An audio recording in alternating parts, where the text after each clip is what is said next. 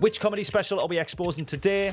Ricky Gervais and SuperNature. The first thing that I noticed about this special is actually how simplified it looks, and Ricky even starts the show by saying how simple comedy actually is. And that back to roots feel actually comes across in the production. Not a bad thing, I actually like it. Now the breakdown for this is actually fairly simple. We have a full shot at the front, meaning we have Ricky from head to toe, used in most of the show for setups and storytelling, paired with the close-ups for punchlines, pauses, or that classic Ricky Gervais and Brent-esque facial expressions. We do have a couple of side angles. These might have been filmed from the actual front lip of the stage, or depending on the venue, potentially a side stairwell or balcony on a longer range lens, depending on logistics. Now, I'm personally not a massive fan of these camera angles, as it does feel like it can pull you, the viewer, out of the conversation or the story, but they are great for picking up movement and animated elements of a comic show. For example, you see here when Ricky's talking about praying, that side angle actually shows him properly leaning forward, and keeping it on a front angle, you wouldn't see this, which might make the joke land differently on video. Now, there's not a massive amount of camera movement in terms of geographical movement. The cameras are following Ricky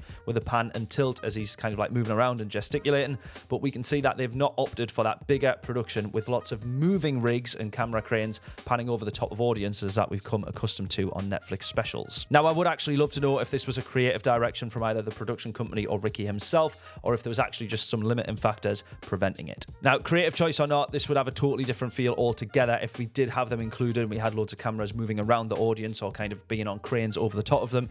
This is where creative choice and artistic direction is going to come into play, and that's something that we check with comics when working with them. Now, the stage set itself is fairly simple. I'm not sure if I'm personally a fan of the floor cans that are behind him so close together, but that hardly detracts from Ricky's performance or the jokes. I do, however, love the warm lighting strip that we see either side of the stage, which just motivates a bit of warmth into the show, which is otherwise full of blacks and blue lighting. There is a reverse shot for the crowd, which isn't used that frequently throughout the show. I personally do love this because it establishes, one, the room, but it also establishes the comedian. Now, Ricky is, of course, pretty contrived at times, but showing his success in a shot like this cements his humour as being worth listening to, whether you find it funny or not, or, of course, whether it offends you or not. So was this special a success? Well, it had record-breaking views. The special quickly shattered viewing records, becoming one of the most watched comedy titles on the platform shortly after its launch. One stat I couldn't believe is that 17% of all Netflix accounts in the UK watched the special.